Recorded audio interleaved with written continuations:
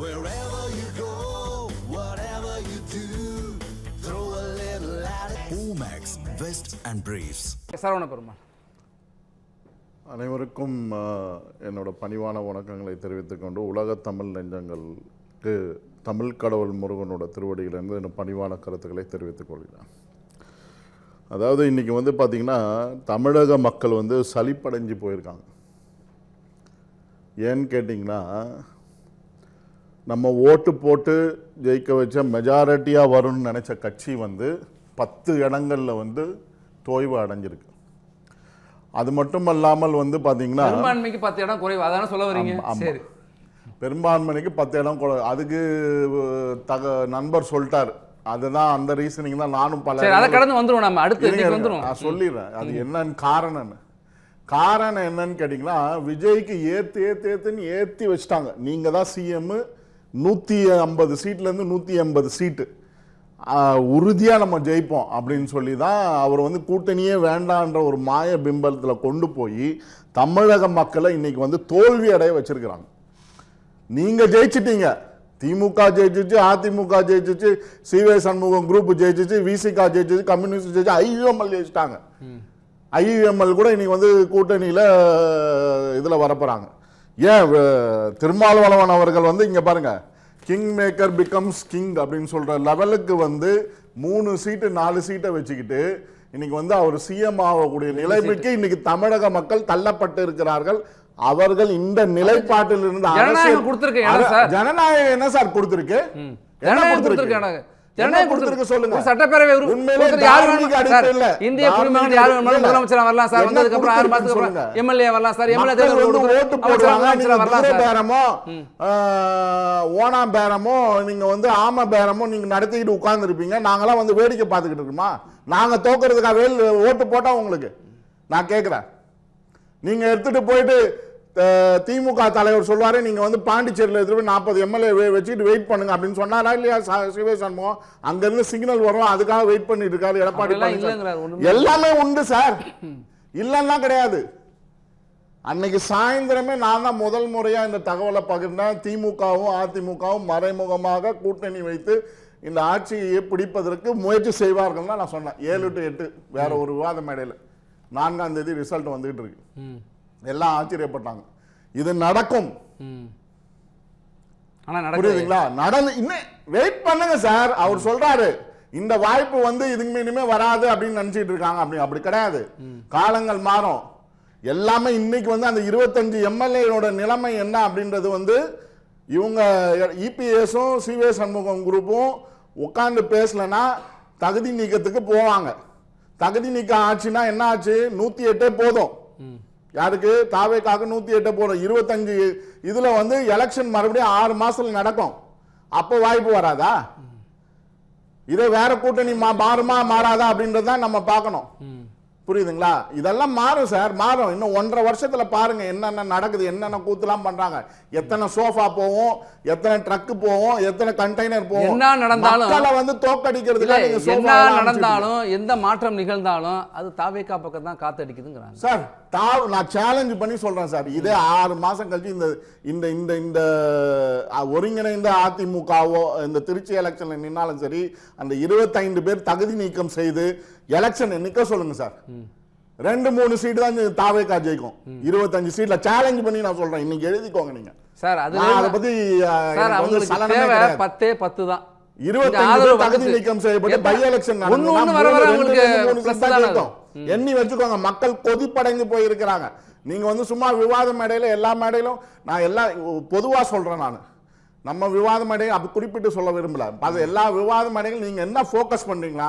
மக்களுடைய பிரச்சனைகளை விட்டுட்டு இதே முதலமைச்சர் எங்க தொகுதியில வந்து பார்த்தார, பெரம்பூர் தொகுதியில இன்னைக்கு வந்து ஒரே ஒரு மீடியால மட்டும் காமிக்கிறாங்க. அந்த ராமச்சந்திரன் சீட்டும் காந்தி ஸ்ட்ரீட்டும் ஒருங்கிணைஞ்சு மக்கள் வந்து 1 கிலோமீட்டர் தூரத்தை கடந்து 30 மீட்டர்லயே இப்படி போயிடறாங்க ஸ்கூலுக்கு அப்படின்னு. அது ஒரு சாதனையா? மக்கள் அவதப்பட்டு இருக்காங்க, அதுக்காக தான் ஓட்டு போட்டாங்க. மக்கள் பிரச்சனை பேச விட்டுட்டு மக்கள் வீட்டுக்கு சோஃபா அனுப்புங்க சார். மக்கள் வீட்டுக்கு கூப்பன் அனுப்புங்க. அந்த சோஃபாக்குள்ள கூப்பன் வச்சு அனுப்பிச்சிங்கல்ல. புதுசா ஒரு வாஷிங் மிஷின் கண்டுபிடிச்சிருக்கீங்களா? புதுசா இருக்கு. கூப்பன் ஒன்னு புதுசா அதுக்குள்ள கூப்பன் வச்சாங்க சார். கூப்பன் தான் வச்சு அனுப்பிச்சிருக்காங்க. ஒரு கூப்பனோட காஸ்ட் வந்து 10 கோடி ரூபாய். ஸ்டாலினே மிஞ்சிட்டார். ஸ்டாலின் வந்து யோசிக்கிறாரு, என்னடா இது நம்ம வந்து கூப்பன் கொடுக்குறோம் சொன்னா அங்க வந்து 10 கோடி ரூபாய்க்கு கூப்பன் கொடுத்துட்டு இருக்காங்க அப்படின்னு. இதுதான் நிலவரம். அந்த மாதிரி எதுவும் நடக்காத ஒரு தகவல் நீங்க வரும், எல்லாம் வெளியே வரும் சார்.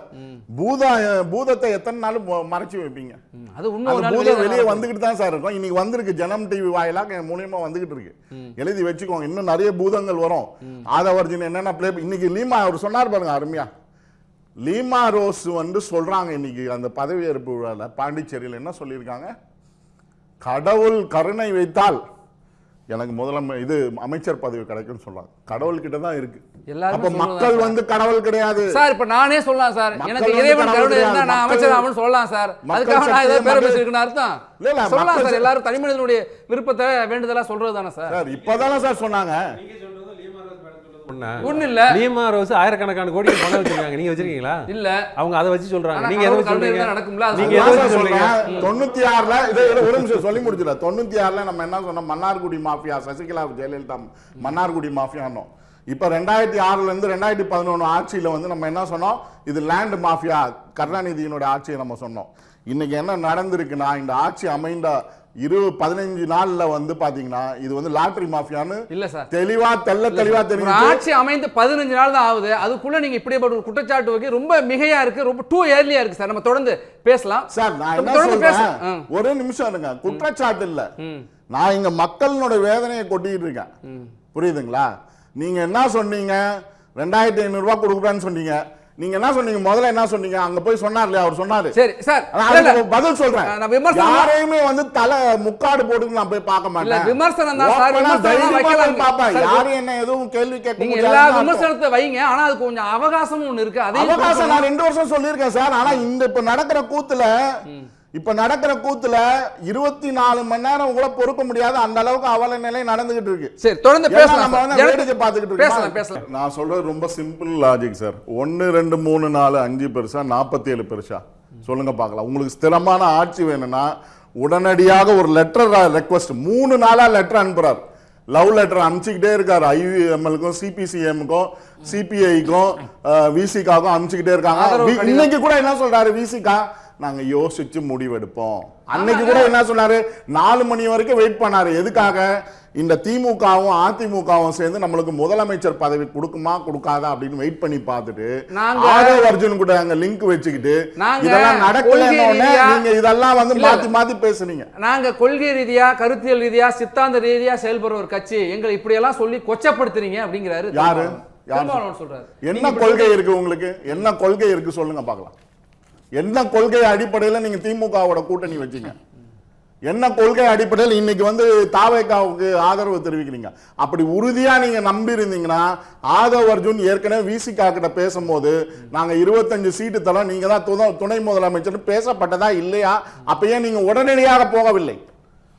அப்ப உங்க கொள்கை வந்து தாவேகாவனோட கொள்கைக்கு ஒரு சமநிலையில இருக்கு, உடன்பாடு இருக்கிறது என்றால் நீங்க அப்பயே போல இன்னைக்கு வந்து 3 எம்எல்ஏ 4 எம்எல்ஏ வச்சுக்கிட்டு நீங்க ஒரு துணை 2 எம்எல்ஏ தான் நீங்க 3 நாள்ல சேர்த்துக்கிட்டே இருக்கீங்களே. இல்ல 2 எம்எல்ஏவா? சரி, அவங்க 2 எம்எல்ஏ வச்சுக்கிட்டு 3 எம்எல்ஏ இல்ல சார், அவங்களுக்கு விசிகா 2 அந்த 2 எம்எல்ஏ வச்சுக்கிட்டே நீங்க வந்து ஒரு துணை முதலமைச்சர் பதவியை எதிர்பார்க்கும் போது உங்களுக்கு அதிமுக ஆதரவு தெரிவிக்கணும். ஒரு எம்எல்ஏ இருந்தாலும் வரலாம் சார், இல்லன்னா கூட வரலாம் சார். அது வந்து அந்த ஆட்சி எடுக்கிற முடிவு சார்.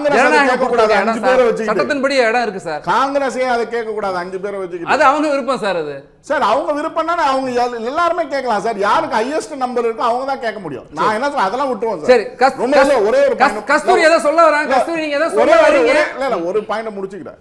நான் என்ன சொன்னேன்னா மக்கள் வந்து ஒரே நிமிஷம் மேடம், எம்எல்ஏ வச்சுக்கிட்டு துணை முதலமைச்சர் வரைக்கும் அவங்க பேரம் பேசுறாங்க அப்படின்னு சொன்னா, அவங்க அது கூட இல்லாம திருமாவர்கள் எம்எல்ஏவே கிடையாது, அவர் வந்து எம்பி. ஆனா அவரை முதலமைச்சரா வச்சு பேரம் பேசினதா திருமாவர்களே பேட்டி கொடுத்திருக்கிறாரு.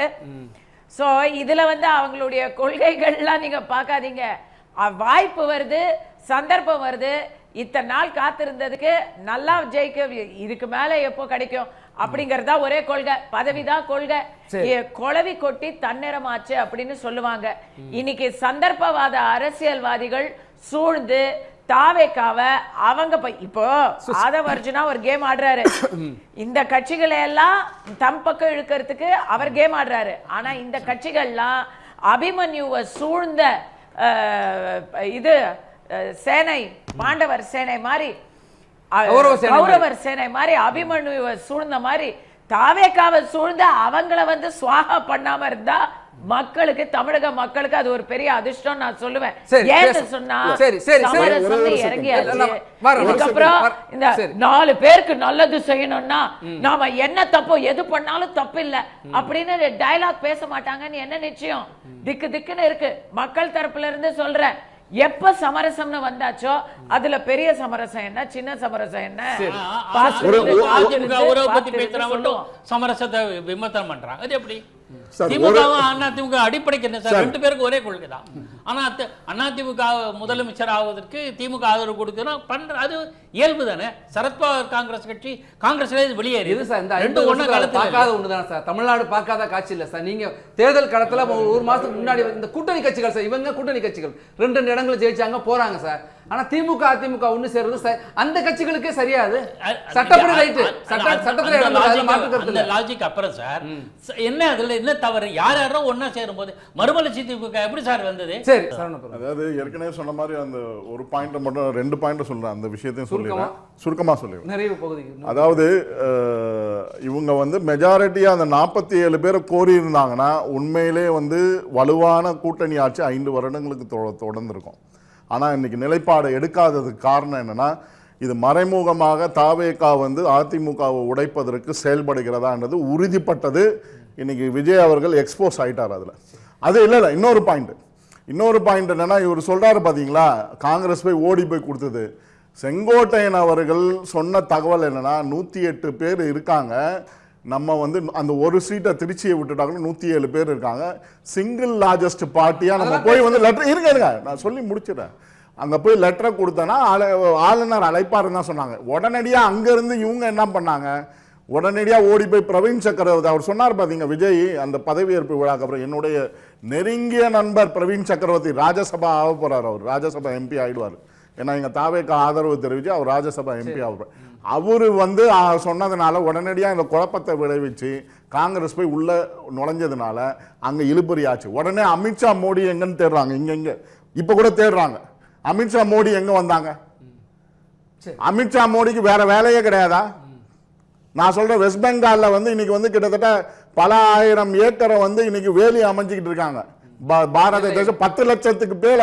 எனக்கு அங்க வெஸ்ட் பெங்கால்ல இருந்து வந்து கொண்டிருக்கக்கூடிய 20 லட்சம் பேர் வந்து எல்லையை கடந்து வெஸ்ட் பெங்காலுக்கு போயிட்டு இருக்காங்க.